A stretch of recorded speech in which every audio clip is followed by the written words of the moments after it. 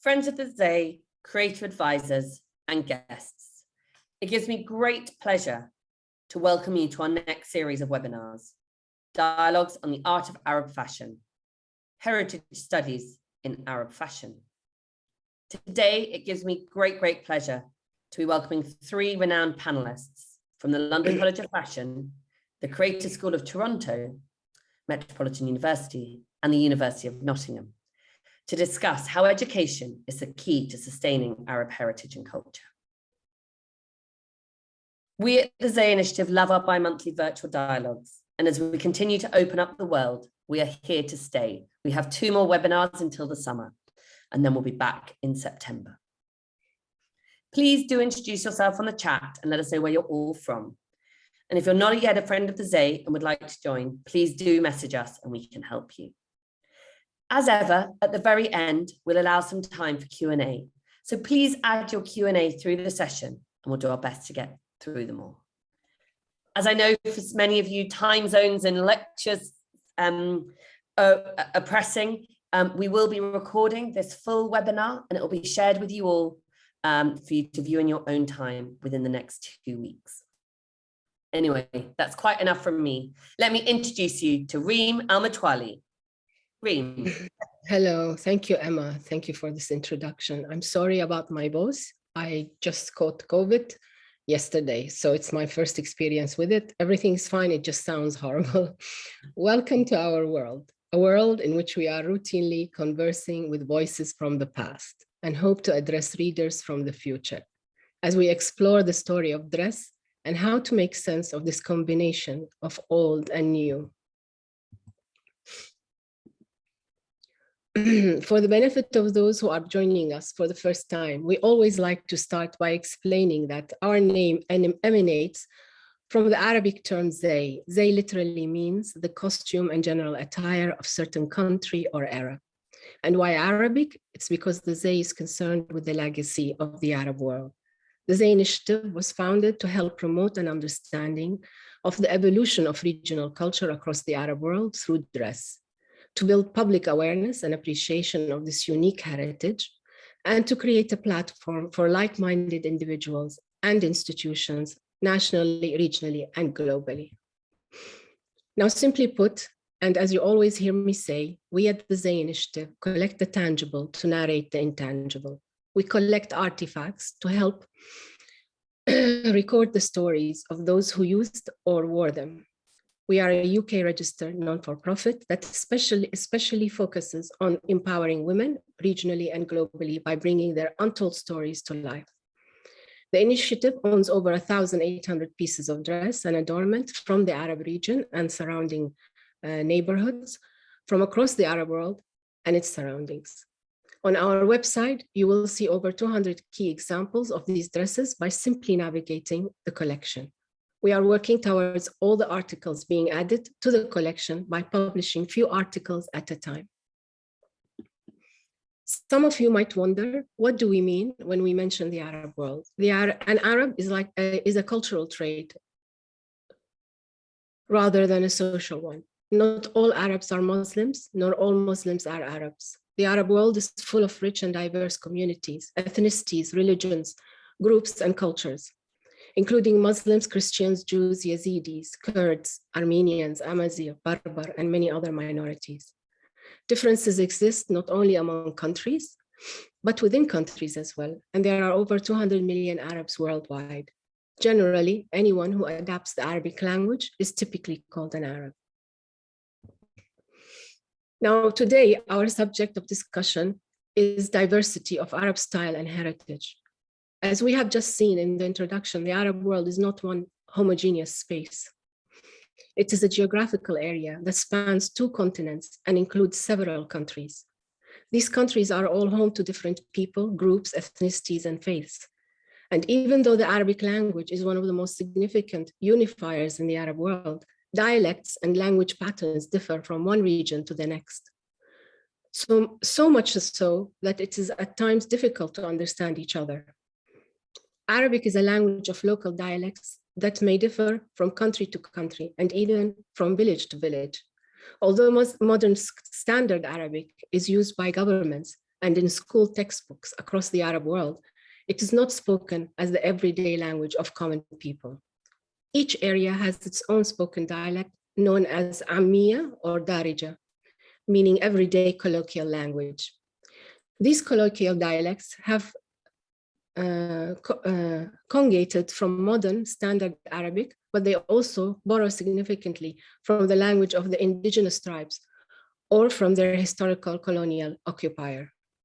In our world of fashion and dress heritage, we often deal with challenges such as the same garment being referred to by different names in different places, or the opposite, where the same word is used to describe different garments in different regions.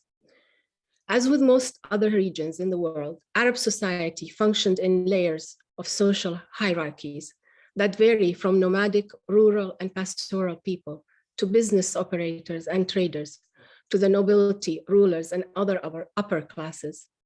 These layers are even more fractured and multi-dimensional when gender differences and geographical disparities are taken into account. Nomadic desert-dwelling people live, work, dress, and talk differently from those who live in agricultural communities or urban ones, or even those who made their living from the ocean through fishing and pearl diving. As varied and multi-layered as the Arab world and its people are, outside forces and influences have brought with it even more diversity and complexity over the centuries, which continues in today's world of globalization. Also, some of these outside influences have enriched and diversified Arab heritage. Others have brought with them a lot of pain and lasting scars. The area known as the Middle East has for centuries been the crossroads for trade routes between continents and civilizations, ranging from Persia to Egypt to China to the East and Europe to the West. These trade routes brought with them produce and commodities such as threads, textiles, beads, precious stones, gold, and silver. It also introduced people from this region to styles of dress and ways of life that they have adopted and adapted to their customs and traditions.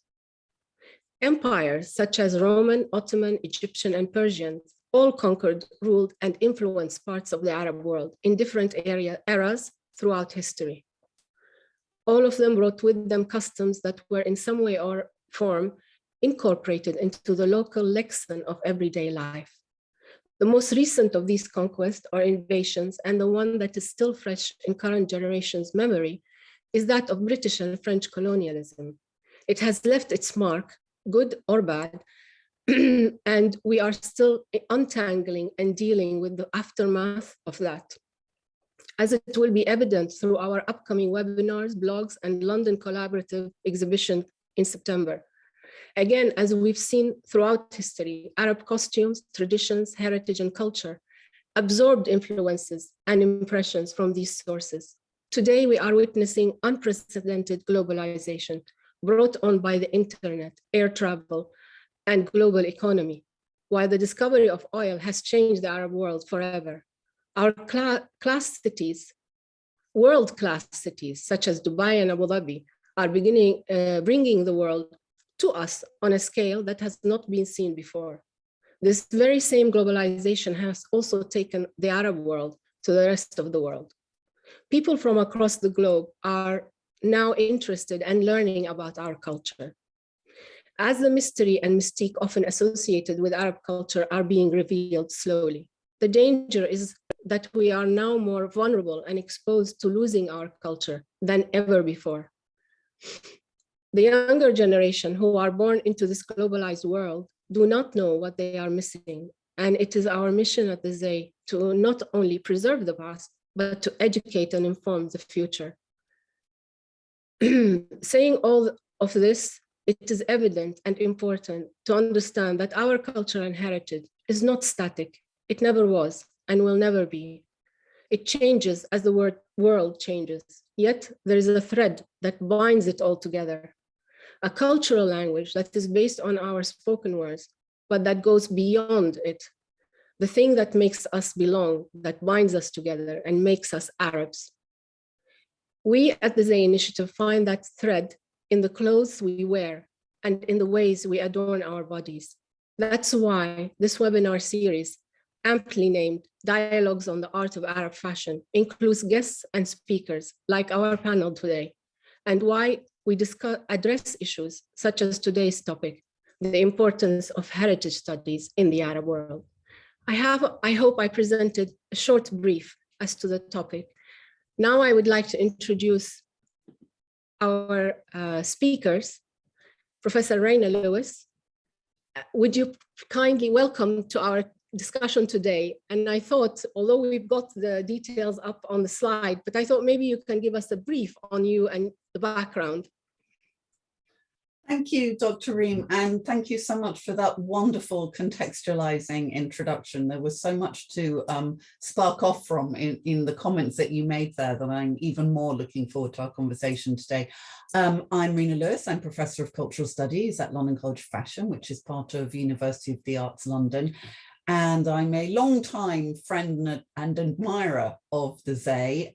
This is a wonderful opportunity to extend our long-standing collaboration. I think I have been working on some of my earlier work was about Middle Eastern gender and cultural histories, particularly the late Ottoman Empire and dress and gender and class relations.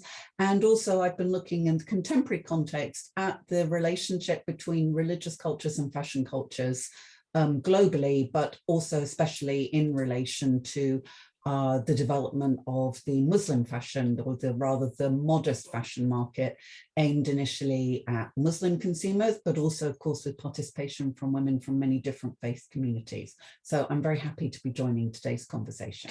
Thank you. Thank you very much for joining us. And then our second speaker is Dr. Tanya White. Maybe Dr. Tanya, you would like to, first of all, welcome to our panel discussion, and maybe you can give us a small synopsis about you.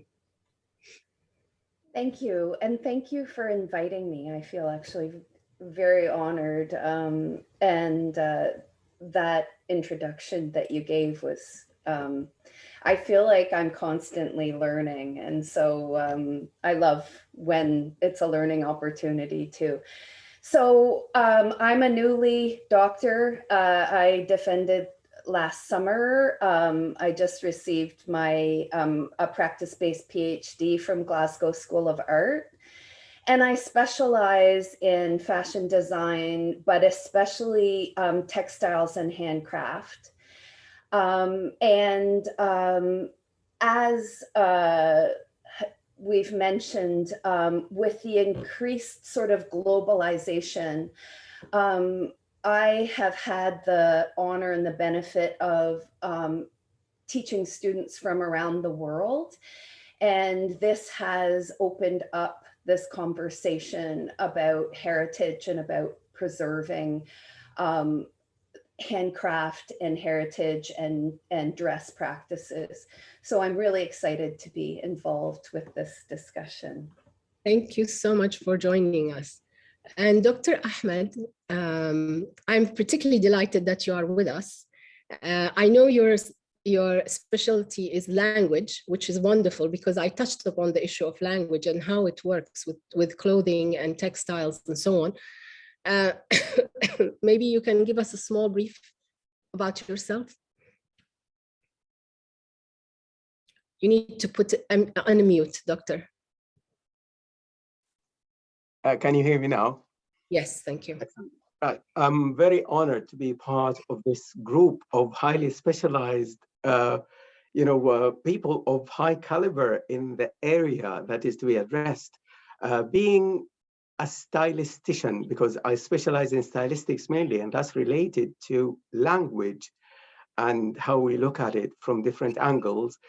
Very inspiring, and I'm going to use first name basis. Reem, with the metaphor that she has, nicely weaved in her part of introducing the context of the whole of the initiative and today's webinar and continuing on. I was inspired by looking at not only what comes out of people's mouths of the sound system of Arabic with its dialects and English with its dialects, being a person who lived in different places and having the last 25 years or so in the UK, to contribute to today's webinar, and looking forward to interacting and interjecting and learning, definitely. Thank you for this opportunity. Thank you for being with us. And we are going to start with you, Dr. Ahmed. Perhaps you can briefly illustrate this diversity of Arab style and heritage through the lens of male attire within the Western region of Saudi Arabia. Yes, I originally come from the holy city of Mecca, well, born more than half a century ago, and I've been living in the UK for the last quarter of a century or so. Interestingly enough, coming to you from the city of Robin Hood with his unique appearance of that lovely designed hat with bow and arrow, but also the lace market of Nottinghamshire is a very interesting location. And taking you upon a journey when I have become a visitor to Mecca rather than a resident, and being an outsider, so to speak, and frequently visiting every couple of months or so, I noticed the difference.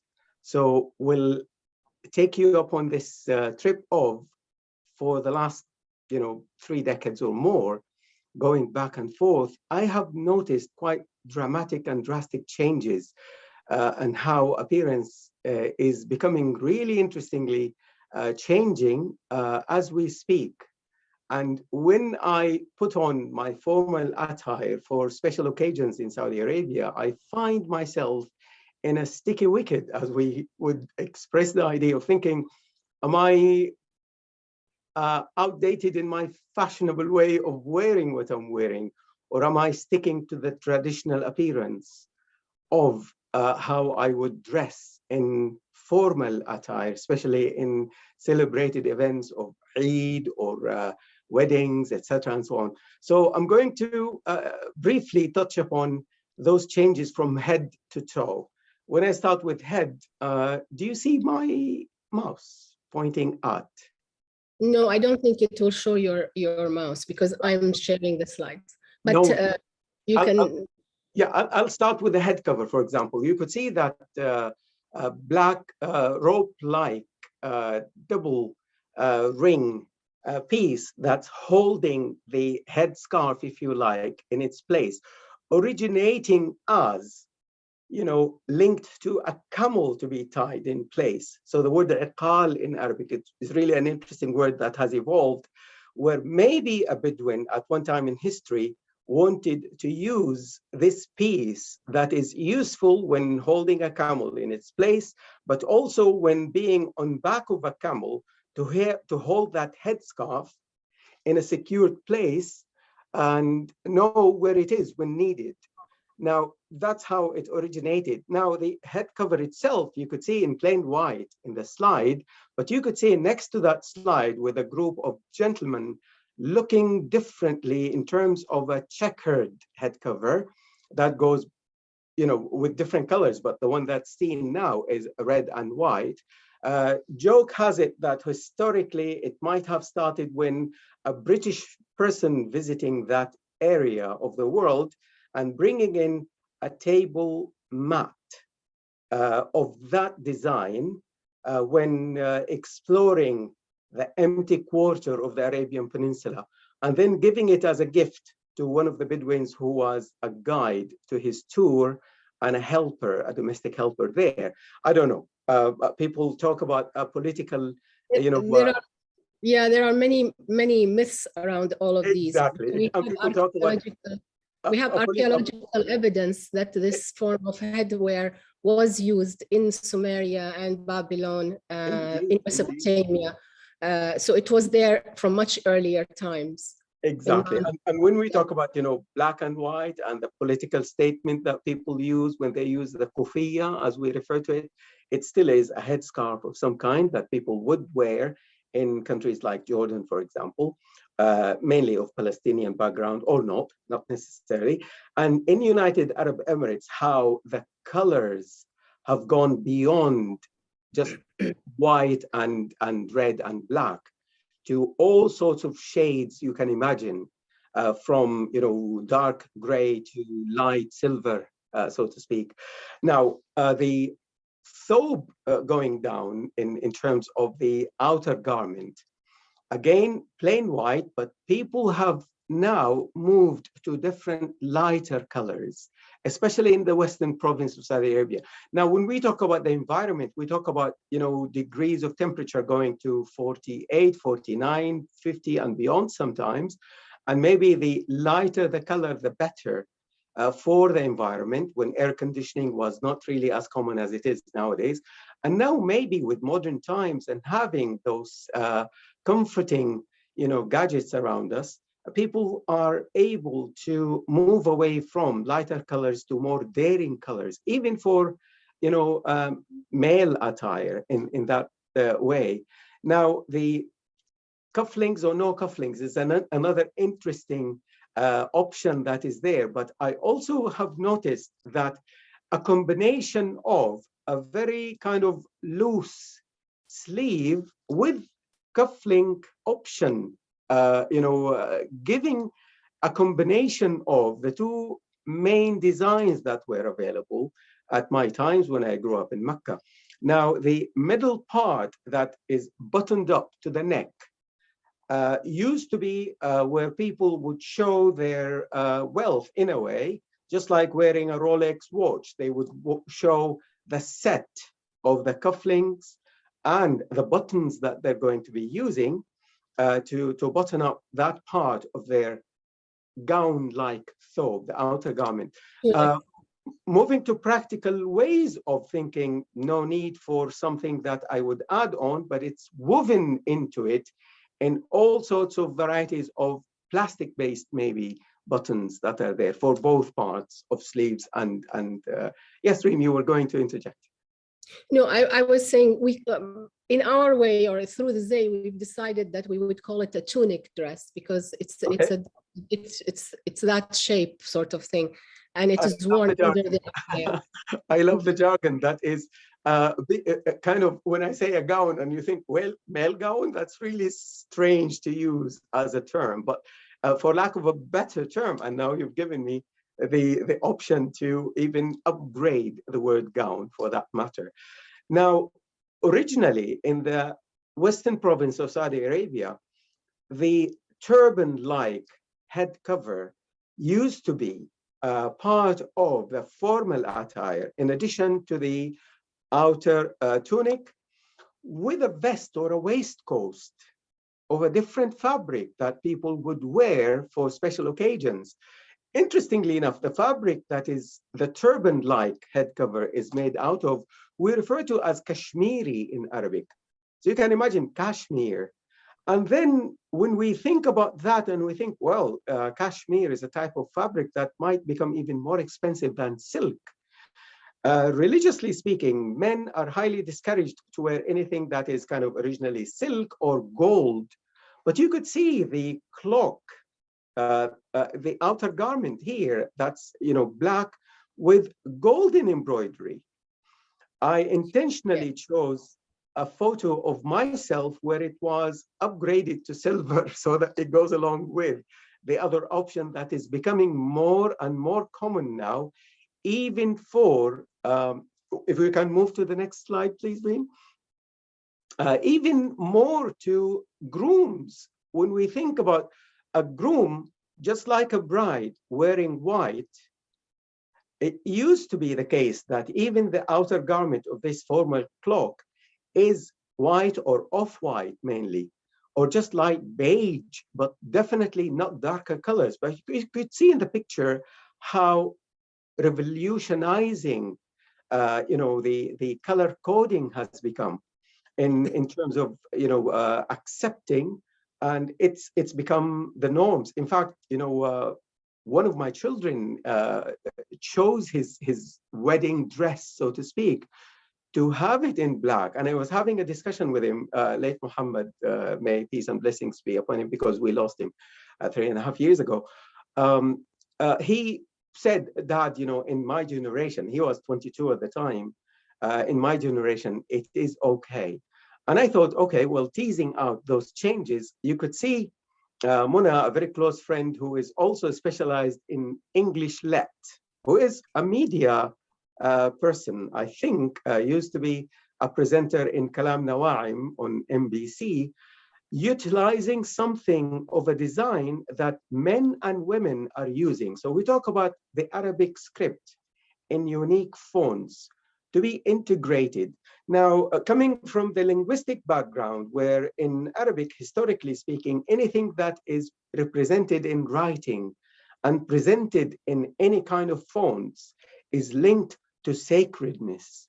And that in itself becomes an issue that people think, are these verses from the Quran? Are these quotations? Or are they just, artistic ways of recreating and being creative in weaving these fonts in a very interesting manner?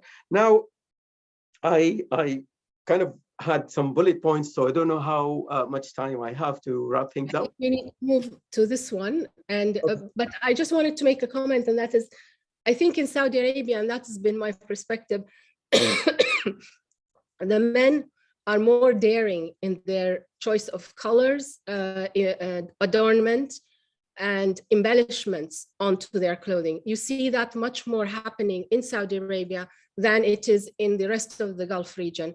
The rest of the Gulf region, they tend to be a little more simple in their approach when it comes to men. And I wanted to add also on the Kashmiri shawl, because it's a Kashmiri shawl and it comes from Kashmir, it was utilized as a head cover, but some of this fabric was also used when it is fully embroidered as something called digla, which is like a coat format that the men would wear on top of this white tunic. So there are variations, many variations in dress in Saudi Arabia. And I think this will make a wonderful webinar on its own. So maybe a brief comment on this, and we can get into our discussion with the panelists. Okay. Yes. As you could see now, because I come from Mecca, as I said, part of the western province of Saudi Arabia. Now, this type of iqal, referred to as iqal Faisal, and when I grew up, late King Faisal was king of the Kingdom of Saudi Arabia, and he used to wear this iqal.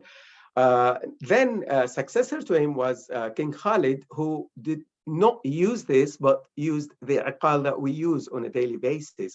So that change in itself was a kind of a milestone when we think about, the iqal part of the dresses for, this is a man, by the way, of the southern part of the Arabian Peninsula, extending even to influences of Yemeni design. Yes, with the head being ornamented by all types of a bouquet of homegrown flowers locally done, and women dresses with the emblem of Saudi Arabia showing the two swords and the palm tree as part of the embroidery there. So colorful and so varied.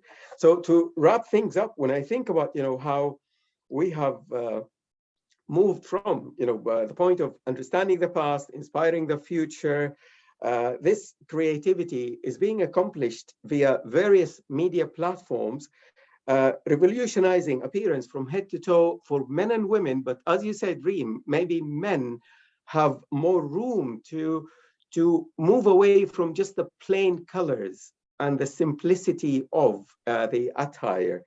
Fashionistas and influencers of both genders, in fact, have affected how marketing those designs, catching younger generations' eyes, enticing their global influence tastes, encouraging them to get those designs through easy online purchases, of course.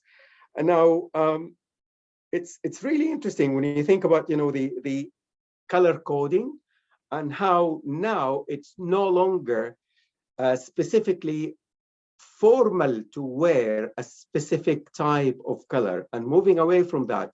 When I say head to toe, wrapping up by thinking footwear used to be one of two choices, either, dress shoes or specifically designed sandals that come from a specific area between Iraq, Kuwait, and Saudi Arabia, of Zubair area.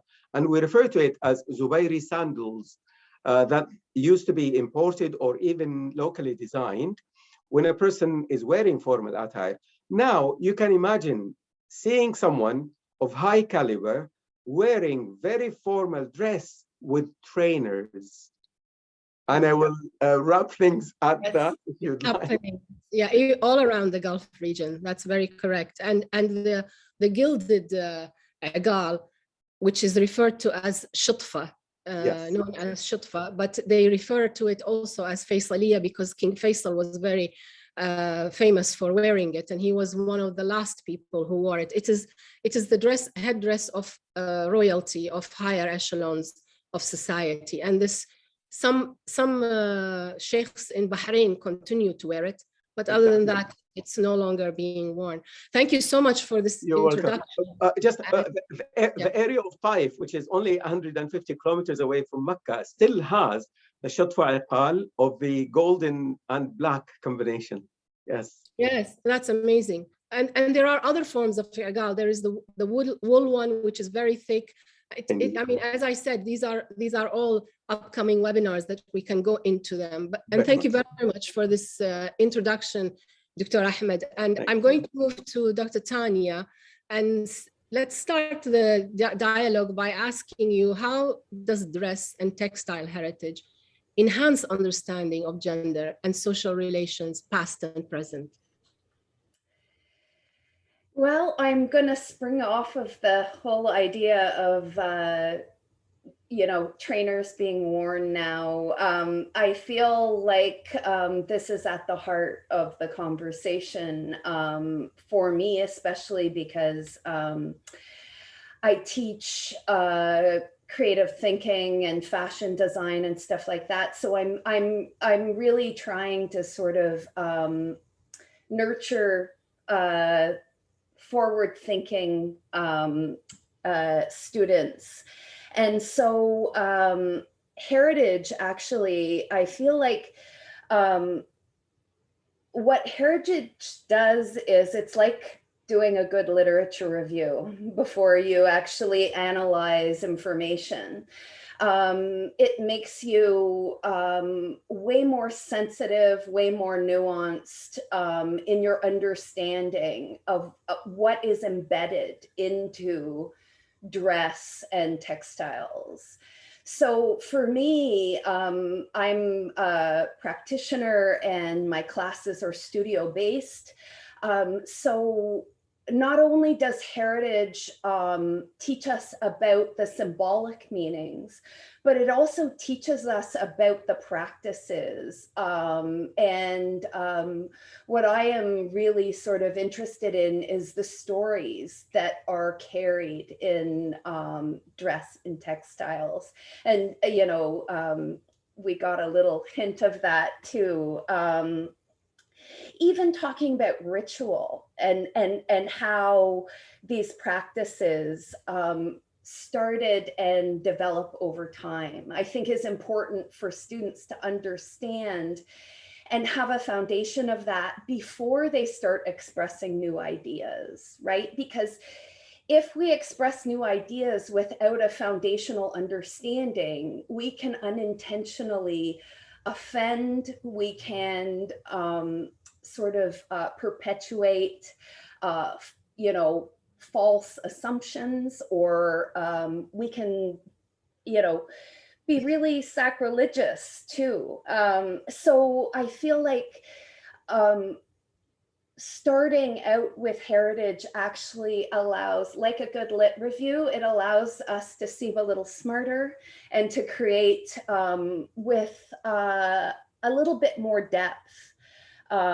So I also would say that for a student, a new designer, to find their voice in a practice, they have to know the voices of the past too. And I think that that is something, and, you know, for me, that comes from wonderful collections like the Zay, but it also, and literature and books and stuff, but it also comes from family members and friends of family.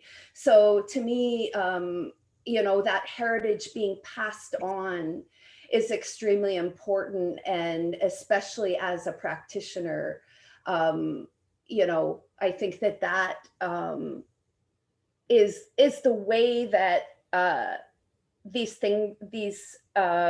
stories get modernized.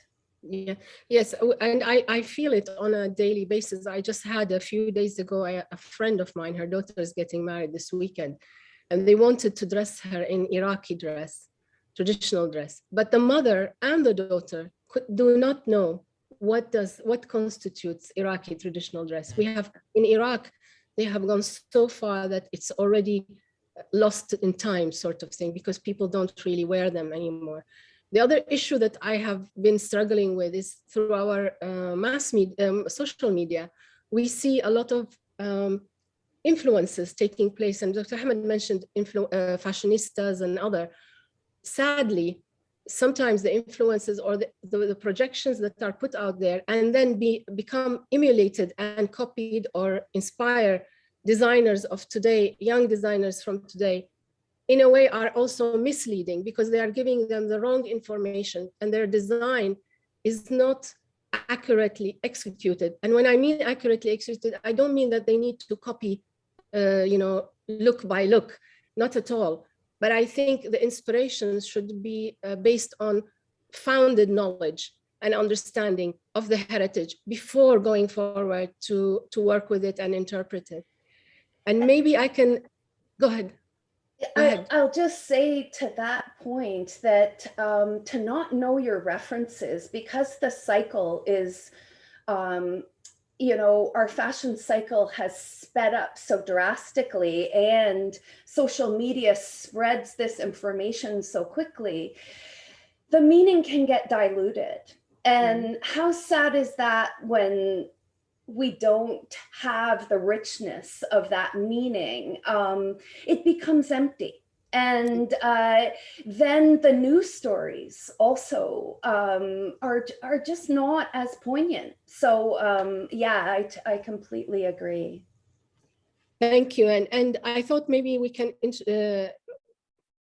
move to Professor Reina, sorry, forgive me, to discuss the connection between cultural heritage studies and cultural misappropriation in the marketplace.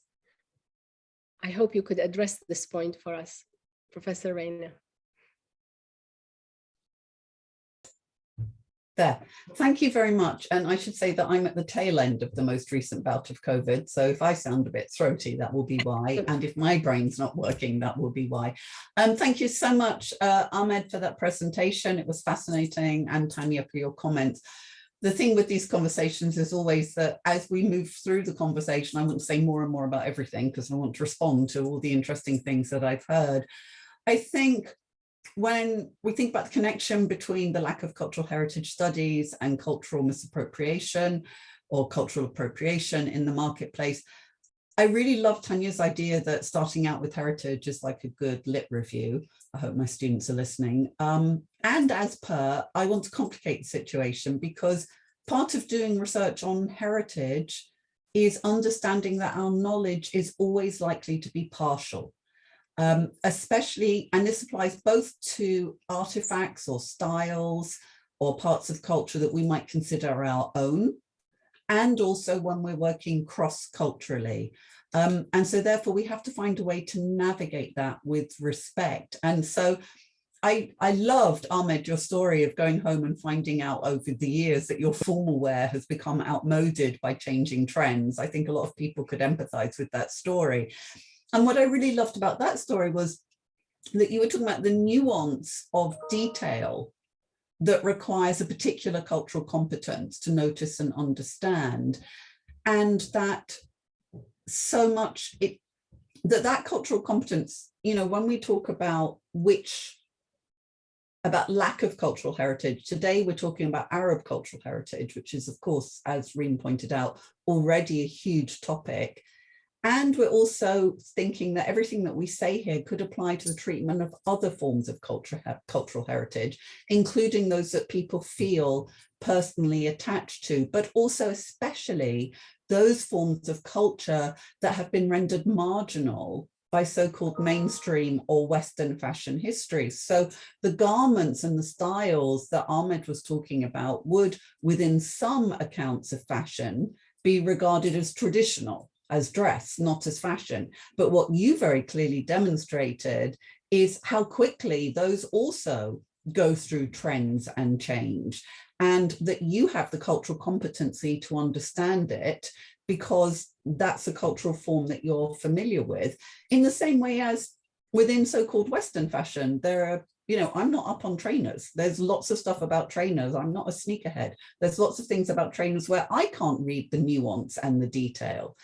So that when we think about how this lack of cultural heritage studies impacts on cultural appropriation, we need to diversify the entire food chain. It's not just about designers. It's not just about the models that might be wearing the clothes, but it's about everyone who contributes to product design, to marketing, to merchandising, to fashion media and journalism.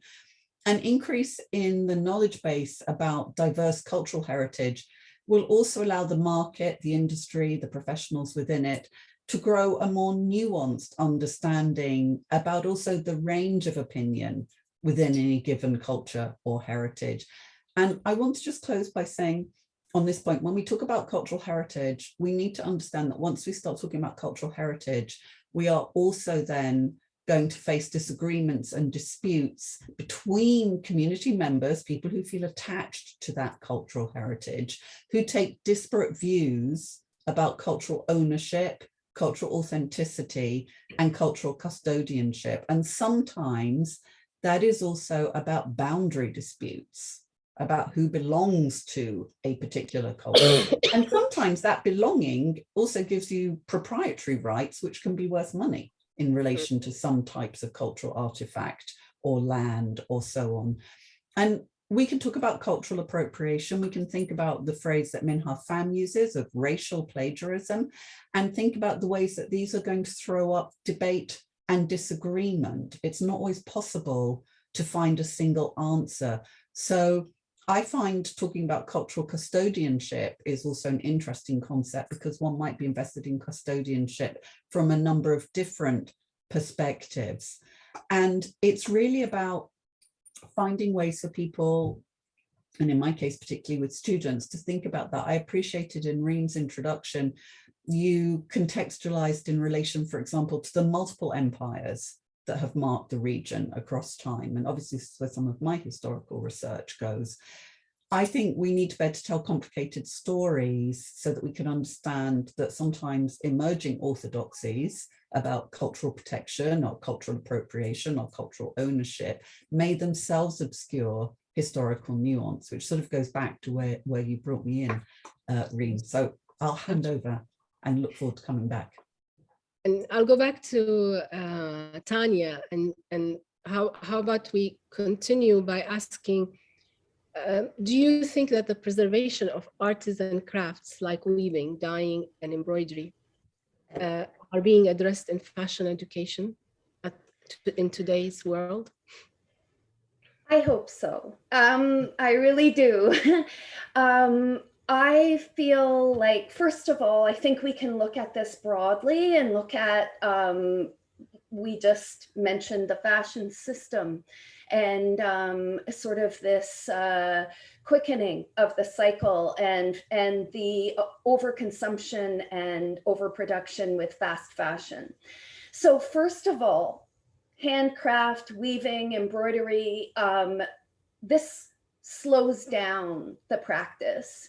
It gives students an understanding of a more methodical and thoughtful process and how much goes into fabrics before they're even draped or sewn, right? So those things are really important to sort of understand.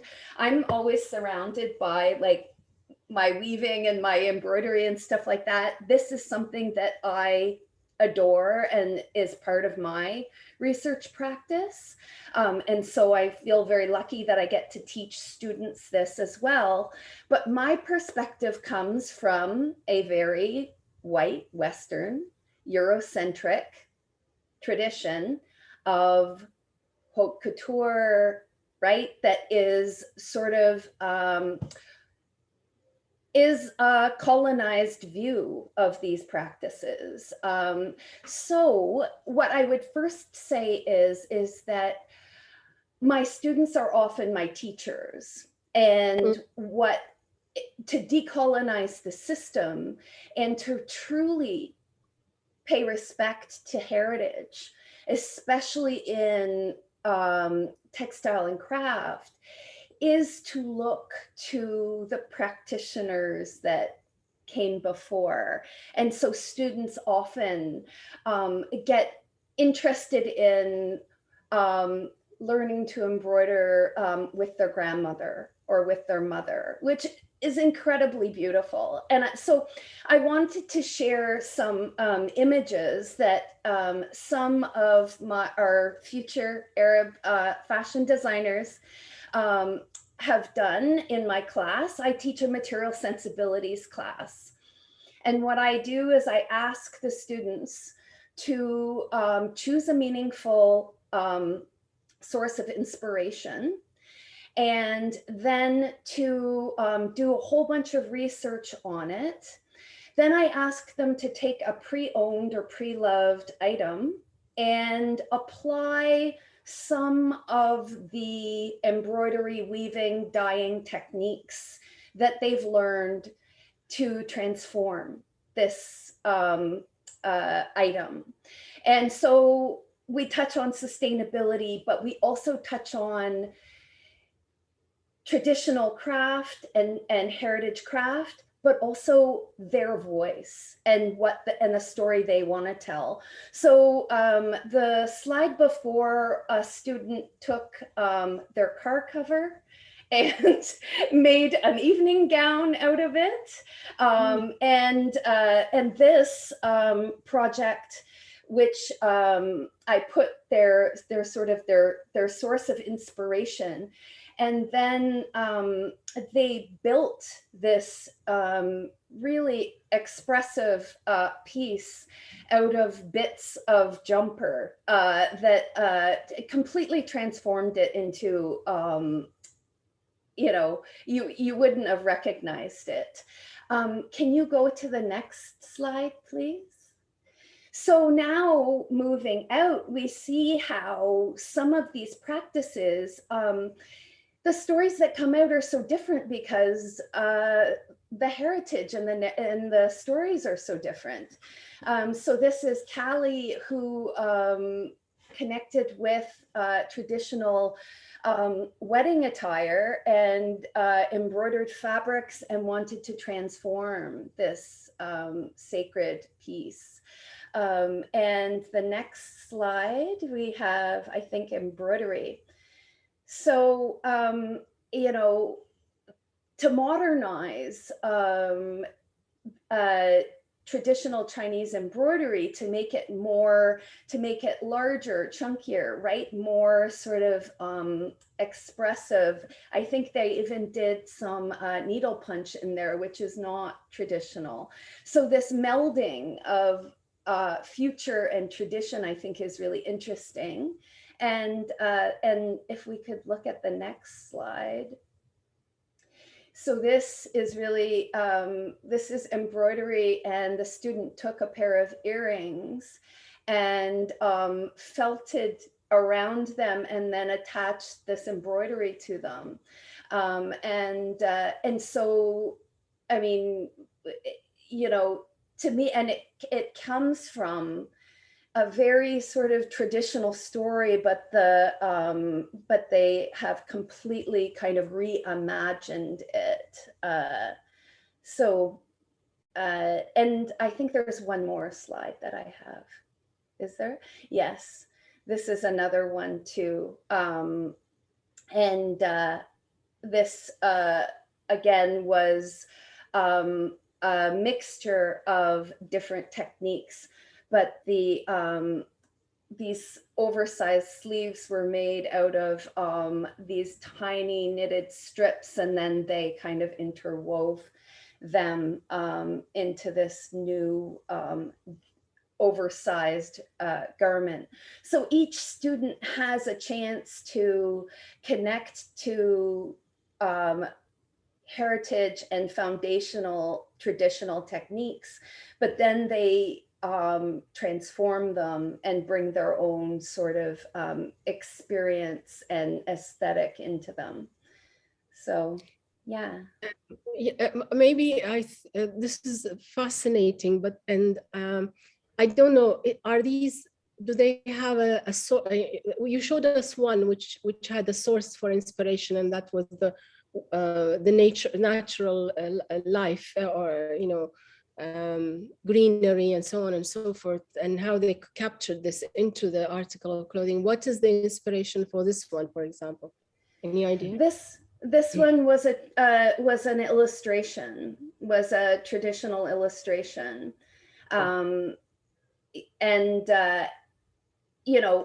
Obviously there are some sort of, there's use of color, but for part of the process is also I'm trying to get them to sort of abstract the meaning and the emotion from their stories, and then express them in fabrics and textiles and craft. So yeah, and the students can choose. I don't dictate sort of what they choose as a source of inspiration. So it can be as kind of mundane as like a rock, so it only has to have meaning for them.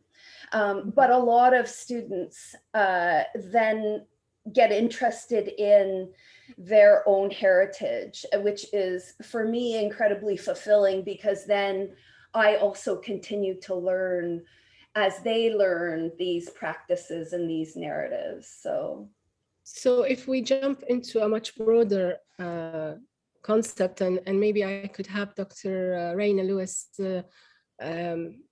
shed some light on how does the broader global study of cultural history benefit the future careers of fashion design students, as we saw here in the examples.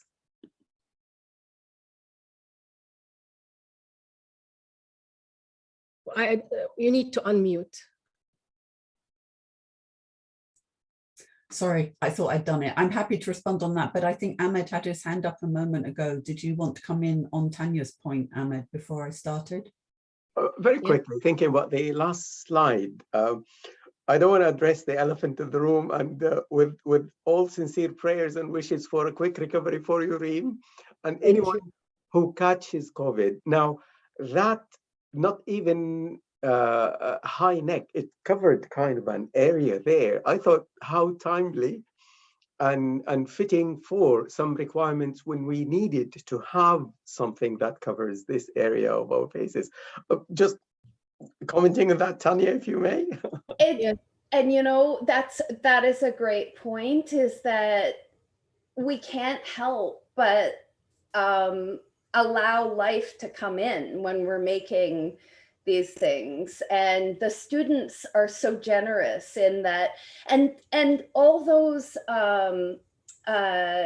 pieces were generated on Zoom, with most students being around the world. So the beginning, the car cover couture gown, he was in Lebanon, and so, sometimes the time difference and trying to teach techniques over Zoom, it's quite incredible. They are incredibly generous.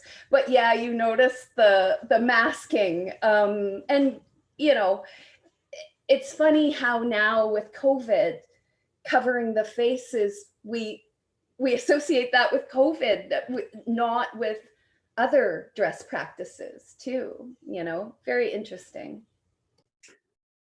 I think that's a nice link into your final question for me, Reem, about the broader global study of cultural history and how this benefits the careers of future fashion professionals. And I should say, as Tanya's just pointed out, and as I know is the case with AHMED students, our students come from all over the world. So we need to make sure that they can bring their own cultural heritage into the classroom. And again, this means for us as educators learning to deal with things that on which we may not be so expert. No one is going to be able to know everything, whether you teach literature or calligraphy or fashion design or fashion history and theory. We have to find a way of being, as educators, able to respond, to ask the right questions, to help students find the right resources. Also, our students are entering a globalized industry, so we have to help equip them for doing that. And again, I think that is, again, a way of thinking about knowing what it's like to tread on thin ice. I know Reem and I have talked about this before, knowing that it's okay that you won't always have the answers, but having a sort of a toolkit that will allow you to approach with respect and with curiosity, but also with sensitivity. Because also our students and professionals in the fashion industry, but also in the creative arts generally, need to be able to understand a variety of local dimensions, and that these will often be highly contested, highly politicized. Things that seem sort of neutral will suddenly flare up and be a big story. Things that were a big story, you know, we're seeing a lot of COVID-related design. Well, in 10 years' time, people will be looking back and going, oh yes, there was this trend in those few years when there was lots of stuff around here, and now the attention's come back up here, or whatever. You know, there's going to be change. That was very scholarly, but you know what I meant. And also, I think part of it, and I guess this is my perspective as a cultural historian as well, is finding sources which have been marginalized, finding sources, whether it's contemporary embroidery techniques or historic artifacts or guidance on how to do techniques which have now become obsolete because there's not enough practitioners, that aren't part of the mainstream curriculum. I know that at my university, students and colleagues are very concerned with what's often called decolonizing the curriculum. So a continuation of a post-colonial and decolonizing approach. And that means decentering what was seen as unmarked.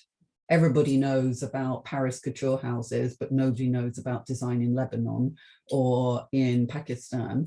And understanding that the basics of cultural history and of design aren't only what is understood as the unmarked norm, but that when you do that, you have to spend a lot more time finding stuff if you're the first to have done it or to have written about it, and you have to do a lot more scene setting and explaining. If Ahmed was talking about his, you know, cufflinks discussion, if you were talking about that in Saudi Arabia, that would be old news, everybody would understand, and you could cut straight to the chase and talk about, so what's the big story now with cufflinks or buttons or not to wear cufflinks?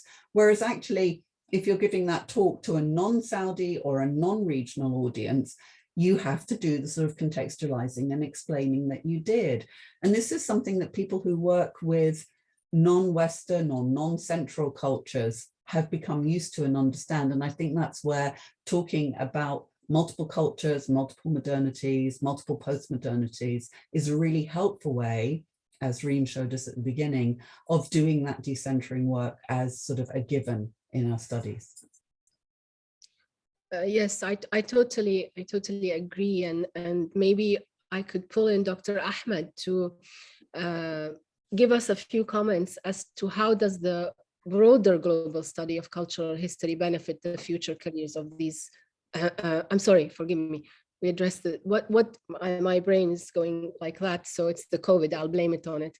What is the role of creative industries and education in ensuring that the current generation leaves a legacy for the next one? I wonder if you could comment on this.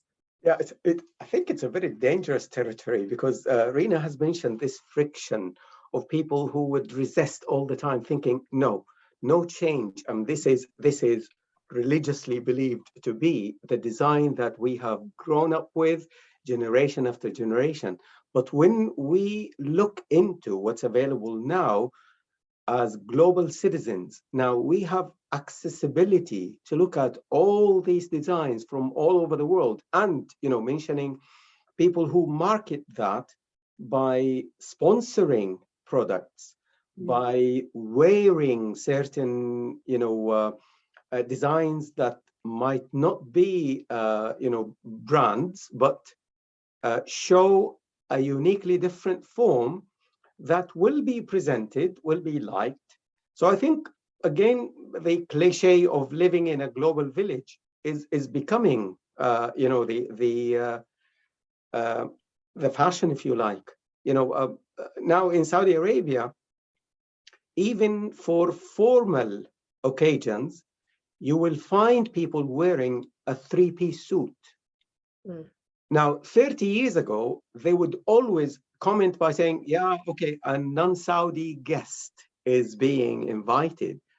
But that could be as Saudi as can be, and that person has given themselves the daring challenge of showing up in such an occasion by saying, I'm free to wear what I like. I love what I'm wearing. And everyone would say, yeah, I've seen that person on TV. I've seen that person on YouTube. I've seen that person, especially if we're talking about celebrities, showing up in different attires and not sticking to the traditional way of appearing. It streamlines on a positive aspect. I think it brings us together a little bit closer with better understanding, and the power relations become a little bit mellowed down, I think. I hope so. Tanya, did you want to weigh in on this, maybe? Yeah, I mean, we also went back. I'd like to sort of, Reina spoke about decolonization, and coming from Canada and being a settler, and how sort of we are now understanding that our Indigenous people have been incredibly marginalized and I'll say borrowed from, but that's being very polite. We are now starting to understand that in order to truly decolonize, we need to listen to other voices. And not only do I have to be knowledgeable and sensitive, but I have to bring in other voices because there are things that I should not teach in the classroom. So I would say that it's, I feel like it's a really interesting time because I feel like we are more connected, but we are also more aware of how things need to be preserved and protected and respected in a lot of ways. So I think friction is a good word, but also sensitive is also a good word to start. And it is exciting to feel like there can be a meshing together of past and future, but it's not perfect. and yeah, I'll continue to learn. That's all I have to say as someone who is responsible for a course or a classroom. I need to continue to learn. Yes, and there is a lot of discourse and there's a lot of talk as well now and discussion around all these topics and trying to address them from different points of view. We at the ZEI are involved with 2 projects, and we will be covering it through 2 webinars and more. And one of them, we have a a formidable artist, Sudanese Egyptian visual artist, and he has been working on findings of research, his research into buried history of the people of the Sudan who were badly affected by colonialism and other interruptive external forces. So this dialogue is very much prominent to the day, and his multimedia works revive the local stories and reflect upon the fate of Sudanese ancestors. The other webinar we are involved in is the webinar with Wafa, who coined the Tatriz and tea slogan as she looks into the meaning, stories, and patterns of Palestinian embroidery designs that she and her sister have learned from their mother and carried it through from her legacy onwards. These are live and very ongoing discussions that seems to be attracting a lot of people. And I think it's very important to have them addressed from different perspectives. I believe the ZEI is a platform for people to voice their opinions. And with this, we conclude our discussion today. We've ran over time, which I didn't expect really, but it's wonderful. And I thought maybe I can end the session by asking you all, and you can choose to respond to it on your individually.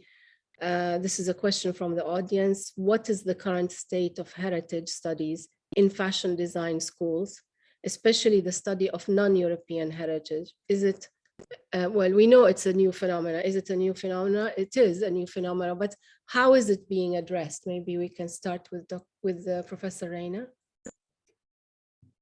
I think that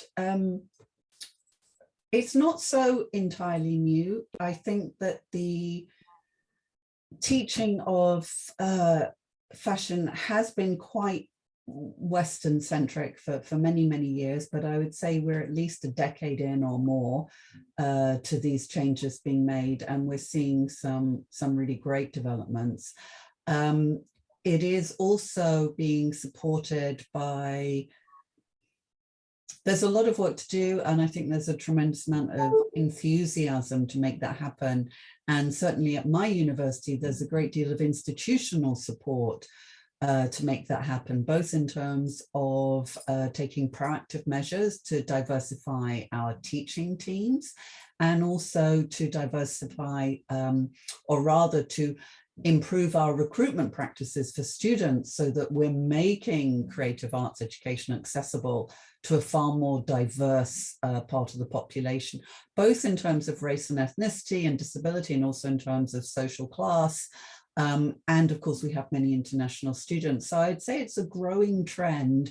And I think there's still a great deal of room to be done, a great deal of work to be done, and also that work has to go at every level. So for example, I work closely with our fantastic team in the library to help build our learning resources across a number of areas, because if students and faculty want to do this research and this creative practice, they need to have the learning resources available to them. Obviously, the work made available by the ZEI is another set of important learning resources. So I think we're seeing a lot of changes, certainly from my perspective in London, and there's still a great deal of road to travel.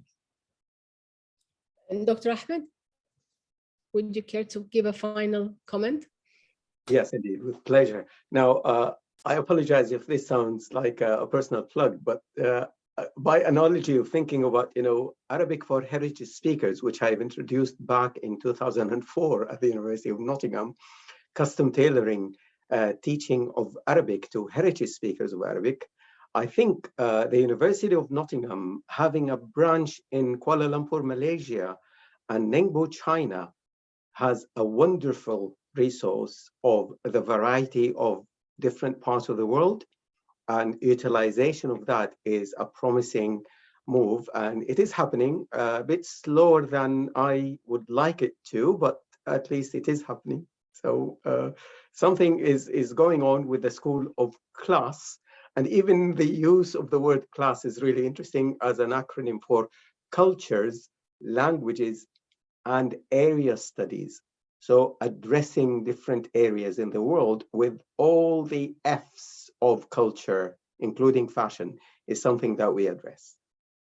And Tanya, I'll give you the last word. Pressure. As a practitioner, this goes full circle, and this is why it is important to preserve handcraft and textile and dress practices, and why we need to continue to diversify our academic faculties. These specialties are hard to come by, and if we don't preserve our practice-based academics, we're not going to have the amount of sort of global specialties as we need, as sort of I think all of our institutions are becoming more global.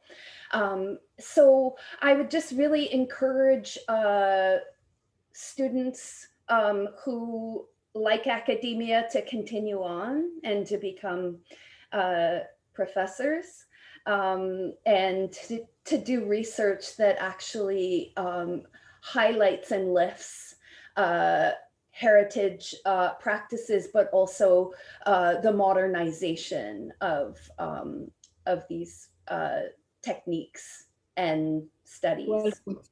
Well put. Thank you so much. Thank you so much to our panelists and our viewers who joined us tonight. I hope this was informative.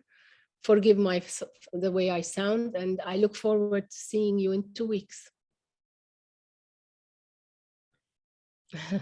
Thank you everyone. An absolutely fantastic session.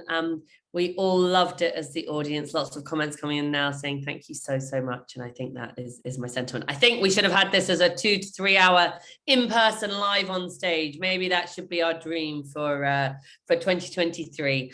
Anyway, thank you all so much, and let's keep this conversation going, and let's see how the ZAY can assist. Thank you. Thank you. Thank you, everyone. Good night. How is it?